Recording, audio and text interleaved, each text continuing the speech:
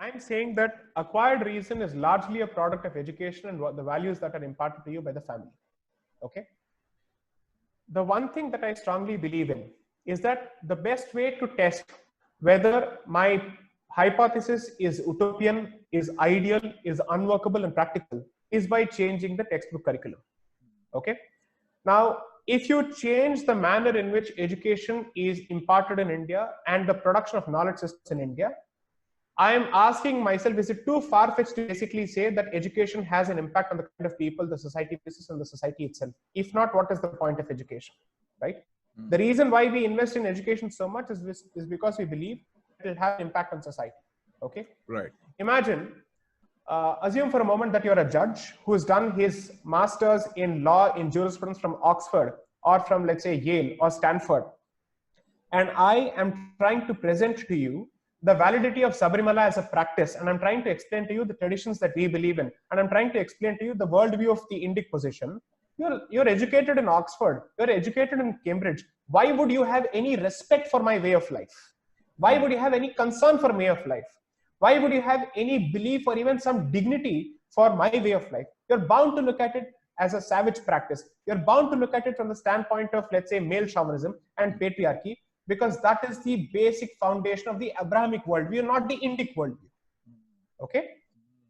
So all the movements that you have needed are movements that you have needed in the West to counter toxic masculinity that comes as a product of Abrahamism, not because of my religion, not because of my culture, not because of my civilization. Feminism has its origins in those societies where Abrahamism has effectively believed that a woman is secondary to a man, is inferior to a man, that she is only the product of sex and she is a creature of sex and she is a fundamentally promiscuous creature.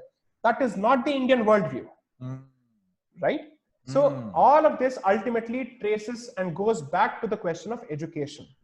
So the best way to test out whether my position has any validity is to at least see if a generation comes out differently because of a different form of education. Okay? Because you see, if people like me and people like Ashish have managed to survive the education system because of access to other sources, right? Imagine what kind of a society you will produce if our worldview becomes effectively the mainstream form of education. Then my position becomes the normal. You become the outlier, right? Right. But my question is, I'm sure, like, I for one know that RSS has shakhas and they teach students, and that's happening.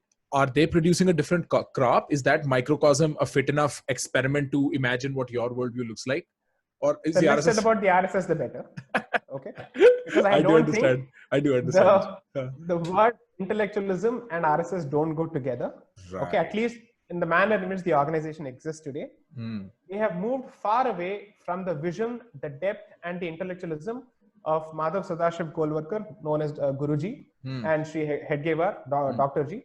Their works, their writings, their thought was phenomenally superb, and they were vastly ahead of their successors in time. Okay, I may have my disagreements with them, just as I have disagreements even with Swami Vivekananda and everybody else, and there's a decent chance that my disagreement is based on ignorance, that I'm in no position to disagree with any of these people. Okay, that's also a possibility. However, the fact remains that the RSS as an organization over a point of time has reduced itself merely to an organization that turns up for humanitarian aid and help. Okay, beyond that, they have nothing of value which is added in the Shakha. Okay, they don't know how to respond to the left ecosystem.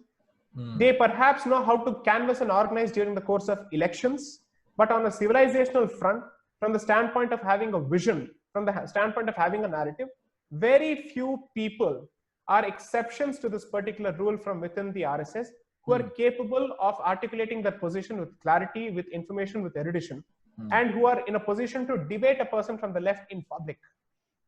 Okay, I am saying, let's have a public debate. Let's bring the best of the left and the best of the people from RSS. Let us see what happens.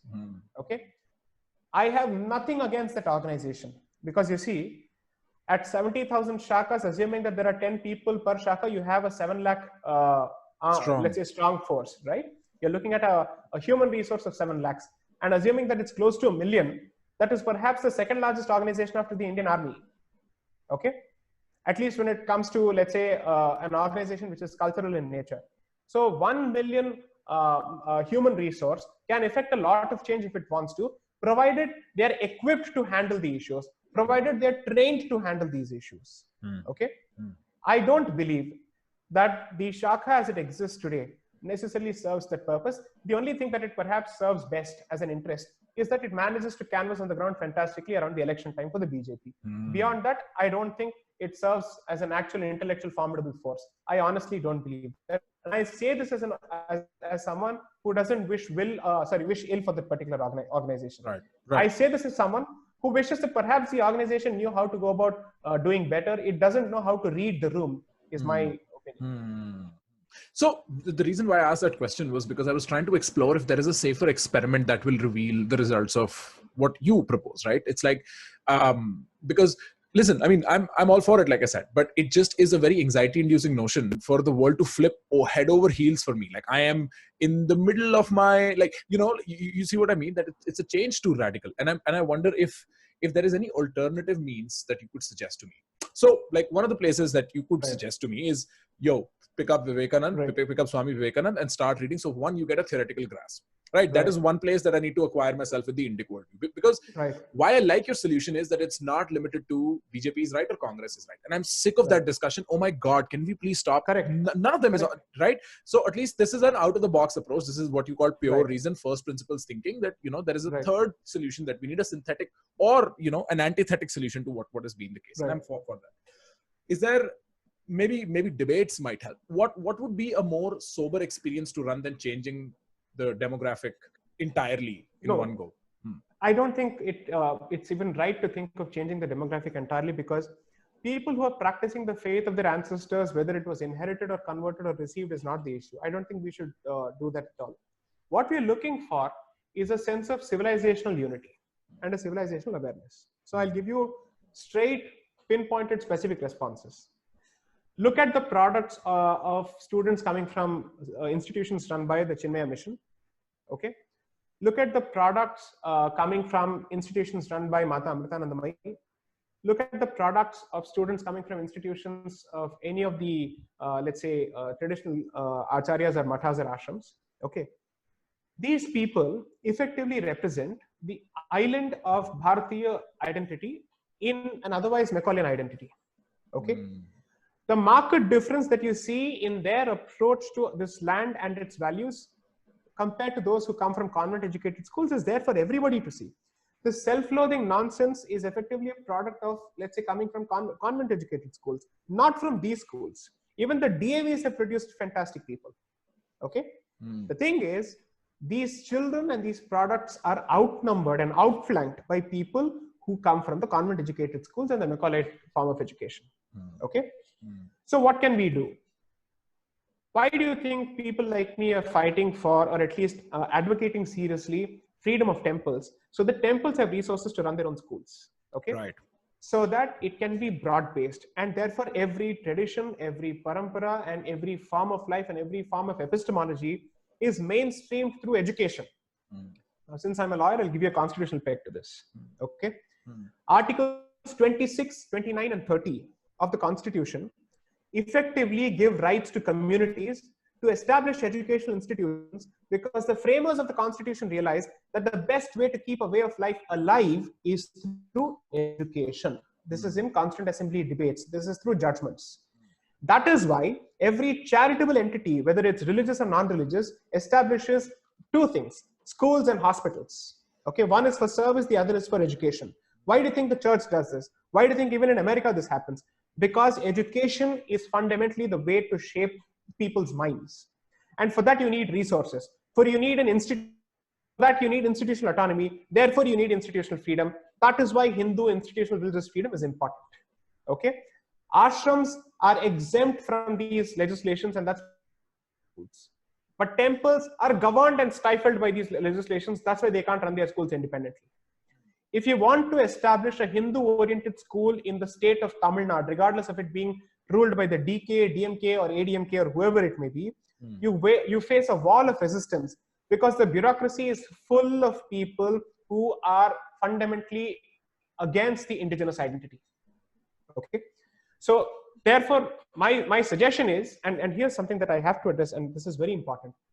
please don't underestimate the power of an intransigent minority that is hell-bent on never giving up its way of life.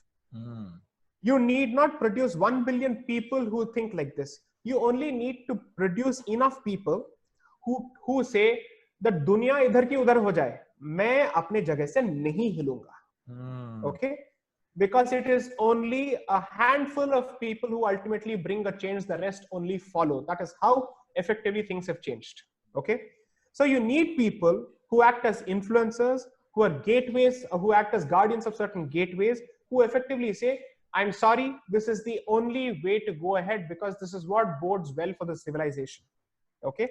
And when you don't change your position, the rest of the world has to decide. Either we accommodate or we move into conflict. 9 out of 10 times the world accommodates. Right. The person who doesn't budge and the person who doesn't compromise is effectively the one who wins.